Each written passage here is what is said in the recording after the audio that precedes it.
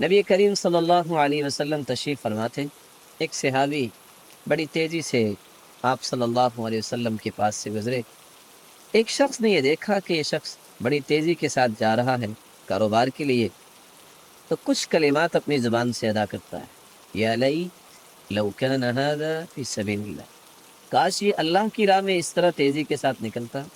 تو نبی کریم صلی اللہ علیہ وسلم کو یہ الفاظ کچھ پسند نہیں آئے،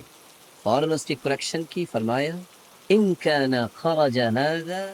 یسعى علی اولاده الصغار فهو فی سبیل اللہ، اگر یہ اپنے بچوں کے لیے حلال کمائی کے لیے نکلا ہے تو یہ بھی اللہ کا ہی راستہ ہے۔ وَإِن كَانَ خَرَجَ هَذَا يَسْعَى عَلَى أَبَوَيْنِ شَيْخَيْنِ كَبِيرَيْنِ فَهُوَ فِي سَبِيلِ اللَّهِ، اگر یہ بوڑھے ماں باپ کے لیے حلال توشہ لینے کے لیے نکلا ہے تو یہ بھی اللہ کا ہی راستہ ہے۔ سمجھ آئی کہ انسان زندگی کے اندر کوئی بھی کاروبار کرتا ہے، کوئی بھی کام کرتا ہے، جب اس کام کو کرتے وقت اللہ کا خوف اس کے دل میں ہے اور اللہ اور اس کے رسول صلی اللہ علیہ وسلم کے احکامات کے مطابق اپنے کام کو چلاتا ہے، تو دکان پہ بیٹھنا بھی اس کا عبادت ہے، کیونکہ اس نے اذان ہوتے ہی دکان بند کرنی ہے۔ اس لیے آج جو مسلمانوں کا طرز عمل بن چکا ہے، نیک سے نیک آدمی سے بھی جب پوچھا جائے کہ آپ کیا کر رہے ہیں، تو کہتے ہیں بس جی جہاں دانا لکھا ہے وہاں ہی رہنا ہے۔ حالانکہ یہ دنیاوی جواب ہے۔ اگر وہ اس جواب کے بدلے یہ کہہ دے کہ اللہ سبحانہ و تعالیٰ نے میری ذمہ داری اس جگہ لگائی ہے کہ تو دین کی خدمت یہاں رہ کے کر، یا اگر وہ تجارت کرتا ہے تو یہ بھی کہہ سکتا ہے کہ میں تو اللہ کے رسول صلی اللہ علیہ وسلم کی سنت ہے تجارت، میں اس سنت کو اختیار کیے ہوئے ہوں اور یہ ذمہ داری میں یہاں ادا کر رہا ہوں۔ الفاظ کے بدلنے سے انسان کے تصورات بدلتے ہیں، اور تصورات اگر کلیئر ہو جائیں تو انسانی زندگی کا دھارا جو ہے وہ انسان کا درست ہو جاتا ہے۔ یہ ایک پہلو ہے انسانی زندگی کا جس کو آپ عبادت بنا سکتے ہیں جب اللہ اور اس کے رسول کے احکامات کے مطابق اس پہلو کو گزاریں۔ خرچ کرنے کا پہلو آتا ہے، کتنے لوگ بہت سارا مال رکھنے کے باوجود بخیل ہیں، اور میں سمجھتا ہوں کہ جس کو اللہ نے مال دیا ہے وہ اپنے بچوں یا گھر والوں پہ یا کم از کم اپنی دینی بلندی کے لیے استعمال نہیں کرتا، تو یہ زندگی نہیں بلکہ شرمندگی ہے۔ حالانکہ اللہ کے رسول صلی اللہ علیہ وسلم نے فرمایا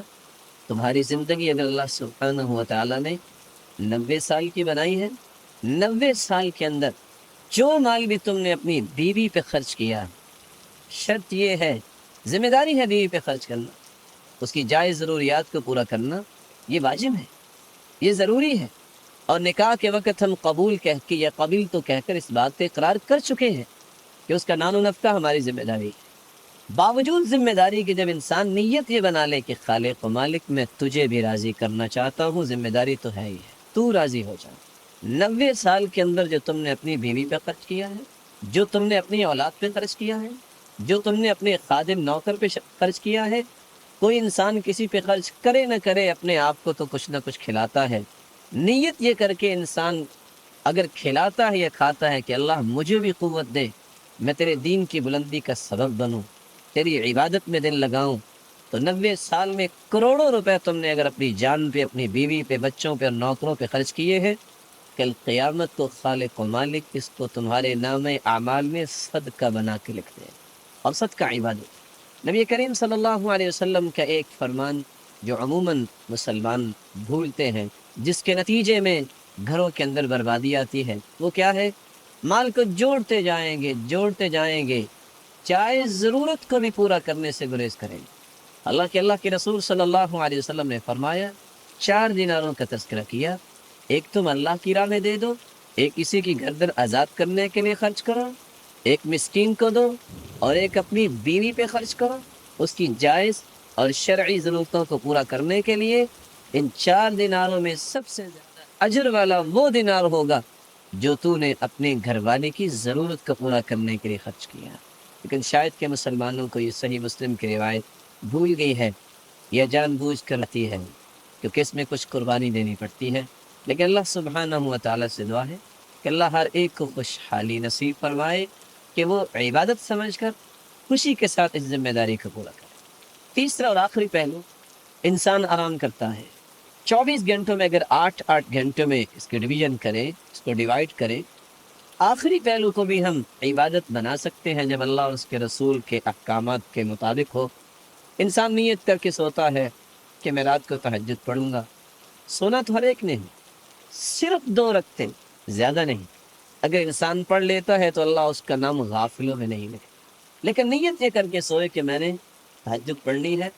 اللہ کے رسول صلی اللہ علیہ وسلم نے فرمایا جب بندہ مومن نیت کر کے سوتا ہے، صبح اٹھتا ہے کوئی رکعت نہیں پڑھ سکا، لیکن حدیث کے الفاظ سے کتب لہ ما نویٰ، اللہ سبحانہ وتعالی اس کی نیت کے مطابق جو اس نے نیت کی اتنی تہجد اس کے نام اعمال میں لکھوا دیتے۔ وَكَانَ نَوْمُهُ صَدَقَةً عَلَيْهِ مِنْ رَبِّهِ عَزَّ وَجَلَّ، اور انسان سویا ہوا ہے صدقہ نہیں کر سکا، جاگنے والے صدقہ بھی کر سکتے ہیں، لیکن اللہ فرماتے ہیں کہ چونکہ میرے بندے نے نیت بڑی اچھی کی تھی، اس لیے اس نیت کا نتیجہ یہ ہے کہ سونا بھی اس کے لیے جو 4 گھنٹے یا 8 گھنٹے آرام کیا ہے، یہ بھی اس کے لیے اس کے نام اعمال میں صدقہ بنا کے لکھ دیا جائے۔ تو میرے معزز اور محترم بھائیوں،